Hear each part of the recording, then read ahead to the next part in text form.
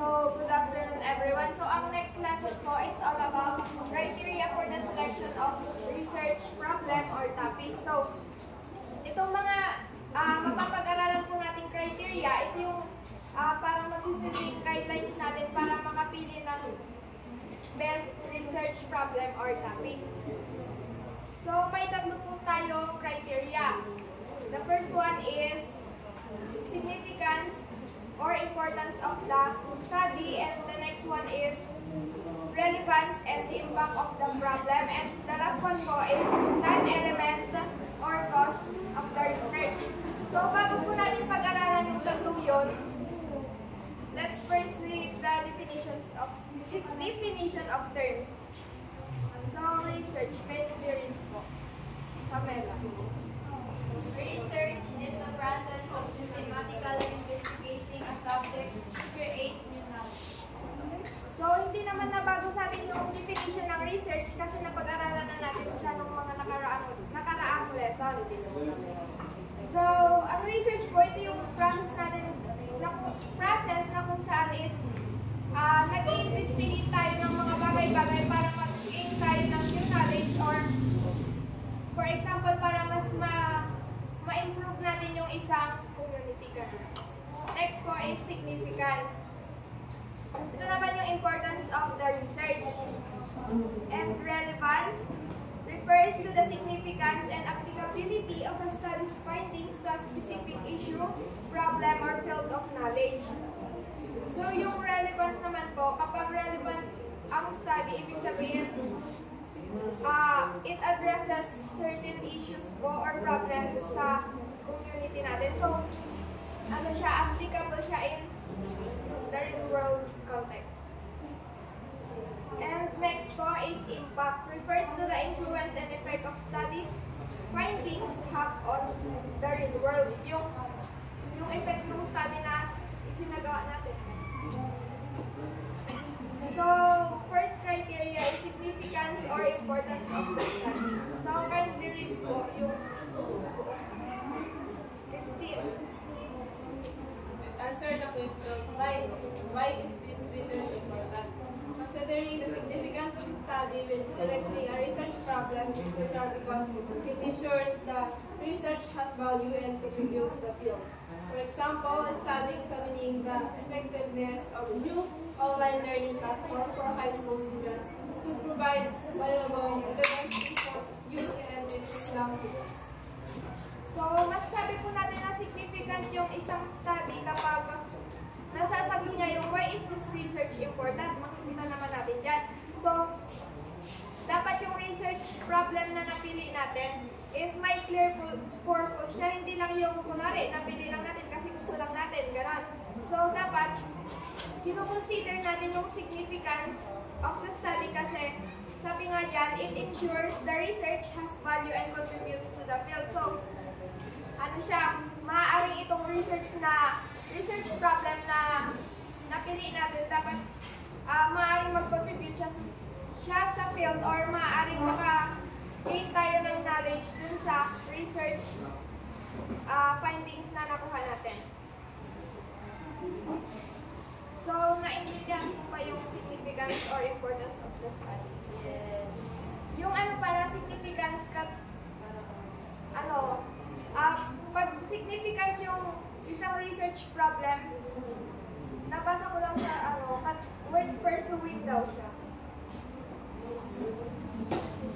So, next po, relevance and impact of the problem. So, pakibasa po yung relevance. Lovely.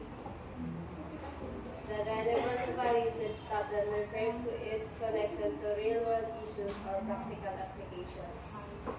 So, kapag yung isang study naman is relevant siya, applicable siya sa real-world context. So, may connection siya sa, or nag-a-address siya ng mga issues sa real world. So, yan, makikita natin dyan, sabi, yung example, the effectiveness of culturally responsive teaching practices in improving student engagement and achievement in diverse classrooms. So, yung example dyan is pinapakita niya na relevant yung problem nila kasi yun nga, ina-address niya yung issue in education, which is para yung gagamitin daw nila yung culturally responsive teaching practices para ma-improve yung student engagement and achievement in diverse classroom. So yun po, dapat connected yun sa real world context. So next po ay impact. Sino po gusto magbasa? Erica. The impact of research problems. First, so its potential to influence the build society or policy. A problem with high impact has the potential to change the way we think about a topic, include stories, or improve the livelihood of people. So, yung impact naman po, ito naman yung potential niya to influence the field, society, or policy, or yung parang, kasi di ba kapag yung isang research problem or yung study, masasabi natin na impactful siya kapag na-influensyahan niya yung isang bagay. For example, di ba, iba yung pananaw mo sa isang bagay, tapos parang may nag-conduct ng research, tapos na basa mo yun, pwedeng mag-change yung perspective mo dun sa isang bagay. Ganun po, may high impact siya pag ganun yung nangyari. So, dito naman po sa example, masasabi natin na impactful yung study na yan. Kasi kapag yung culturally responsive teaching practices na ginamit niya is, masasabi natin may high impact siya kapag na-demonstrate niya yung effectivity ng teaching practices na yan. Nagets po ba yung yung relevance and impact of the problem? So next naman po ay time element and cost of research. So yung time element naman po, ito yung duration of the research project. So kung gaano pa katagal na yung kukunin nating oras sa paggawa ng research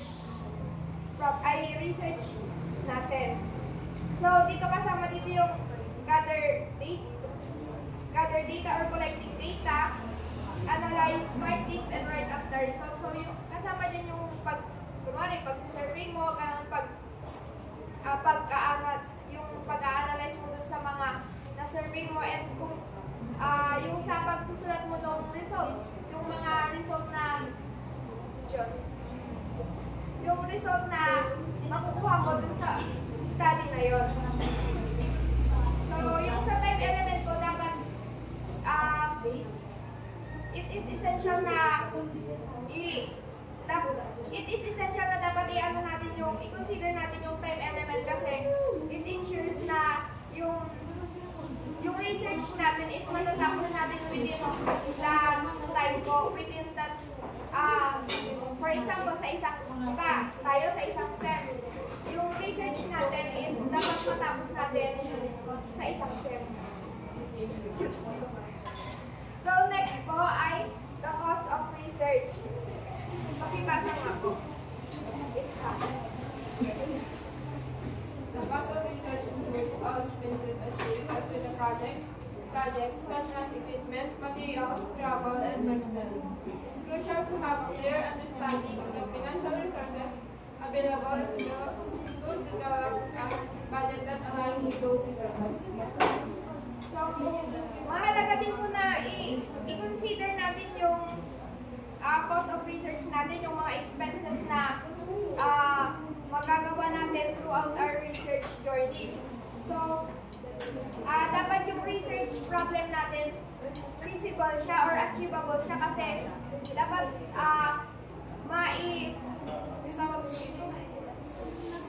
magagawa natin siya within the limited availability of resources or yung